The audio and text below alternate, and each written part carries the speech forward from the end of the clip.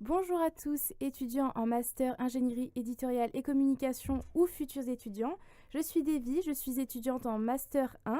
Je suis chargée du projet tutoré enrichissement multimédia de la communication du master IEC. Je suis avec Émilie, ma camarade. Bonjour Émilie. Bonjour. Et je suis accompagnée de Madame Noviki, qui est directrice du Master IEC et qui a gentiment accepté de répondre à nos questions pour cette interview au sujet du Master IEC et de ces 10 ans que nous fêtons cette année. Ça sera pour nous l'occasion de faire un petit bilan et de parler des projets futurs. Bonjour et merci de votre accueil. Donc en quelques mots, quel bilan sur ces 10 années de master?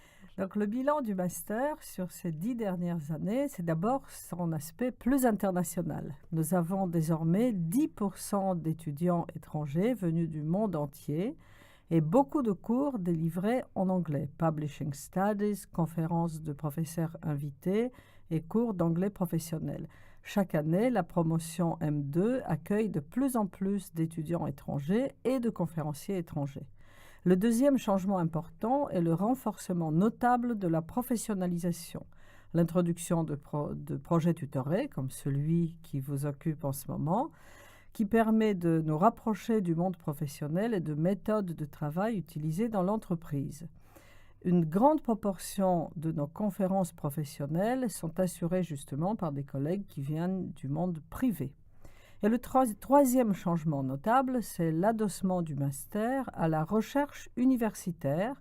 Désormais, il n'y a plus de distinction entre le master dit recherche et le master dit professionnel, puisque nous pensons que la recherche peut être aussi une manière de professionnaliser des personnes qui ont le niveau Bac+5. Donc, avec ces trois grands changements, le master est très différent que celui qui a débuté il y a 10 ans. D'accord. Et quelles actions comptez-vous mettre en place pour promouvoir cet anniversaire? Alors vous voyez, c'est une question amusante parce que je ne suis pas du tout professionnelle de la promotion. Je vous retourne la question. Je vais probablement vous poser cette question puisque c'est votre métier et pas le mien. Et je pense que vous allez me faire beaucoup de propositions intéressantes. Alors nous, c'est vrai qu'on a pas mal communiqué sur les réseaux sociaux.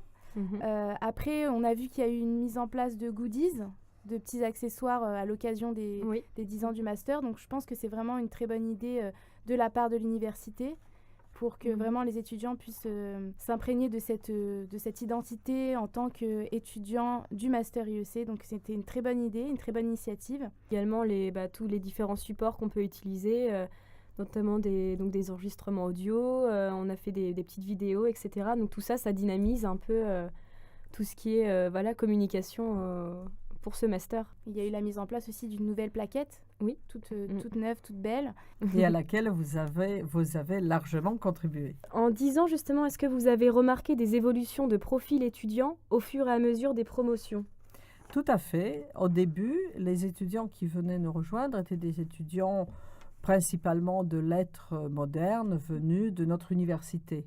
Aujourd'hui, les étudiants ont des profils très variés, viennent de notre université, mais aussi d'ailleurs, sont français ou étrangers et ont aussi des profils intellectuels très variés, viennent de sciences humaines et sociales, mais peuvent être aussi scientifiques, s'intéresser par exemple à des domaines tels que le sport ou même l'histoire de l'art ou langue.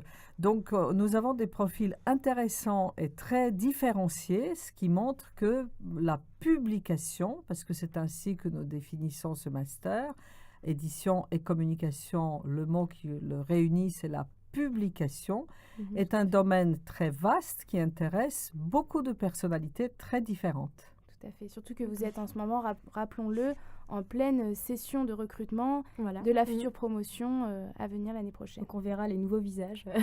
Tout à fait. Alors justement, si on revient un petit peu sur les domaines que sont la communication et l'édition, ces enseignements en fait étaient en mutation permanente. Et est-ce qu'il n'est pas trop difficile de s'adapter justement à ces changements? Alors, c'est une des principales difficultés pour que le master corresponde réellement au monde en mutation. Nous avons monté un comité de perfectionnement du master, composé à la fois des enseignants du master, mais aussi des personnalités de l'extérieur et de nos partenaires du CFA. Et grâce à cette complicité de ces trois mondes, nous discutons en permanence pour que le master corresponde aux réalités à la fois du marché, à la fois du monde académique et à la fois des réalités de l'apprentissage. Donc nous marchons sur ces trois pieds, si on peut marcher sur trois pieds, nous essayons de correspondre à la fois aux mutations dans ces trois domaines. Et comme tout bouge en même temps, effectivement, il faut être très réactif. Et justement, qu'envisagez-vous comme projet pour l'avenir du master ? Alors l'avenir, comme ce master aime beaucoup le changement, nous n'avons absolument pas peur de changement. Les idées qui viennent sont des idées à la fois propulsées par vous et à la fois initiées par nous. C'est un bon exemple d'une synergie entre nous. C'est un espace d'innovation, d'entrepreneuriat, une sorte de pépinière d'idées innovantes que nous essayons de mettre en place ensemble ici, sur ce nouveau site, pour faire émerger des initiatives nouvelles pour à la fois les étudiants en fin de parcours et les jeunes professionnels. C'est une idée assez innovante puisque le monde salarial change. La majorité d'entre vous ne sera peut-être pas salarié dans l'avenir. Peut-être que vous serez créateur de vos propres entreprises, de start-up, par exemple. Donc, nous essayons de mobiliser les énergies pour imaginer le monde d'avenir un peu différent. Nous testons. Et cette pépinière d'idées est tout à fait soutenue, d'ailleurs, par des personnalités de notre université qui regardent avec intérêt cette initiative qui va être proche probablement de FacLab, qui existe déjà sur ce site et qui deviendra peut-être notre partenaire de cette initiative qui nous occupe, comme vous le savez, le corps professoral et vous avec nous.